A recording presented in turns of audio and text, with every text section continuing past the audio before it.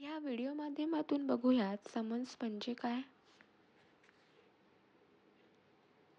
एखाद्या व्यक्तीला विशिष्ट प्रकरणात चौकशीला हजर राहण्यासाठी देण्यात आलेली सूचना म्हणजे समन्स. समन्स हे सक्षम अधिकारी किंवा न्यायालयासमोर हजर राहण्यासाठी कायदेशीर बजावण्यात आलेली लिखित स्वरूपात सूचनाच असते.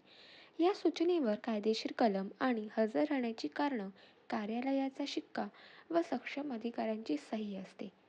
त्यानंतर बघूयात न्यायालयात वा तपास यंत्रणांच्या कार्यालयात हजर राहण्यासाठी विशिष्ट व्यक्तीला न्यायाधीश व दंडाधिकारी किंवा संबंधित तपास यंत्रणेच्या अधिकाऱ्याने जारी केलेला लेखी हुकूम दस्तऐवज असतो. त्यास कायदेशीर भाषेत सायटेशन असेही म्हटलं जातं.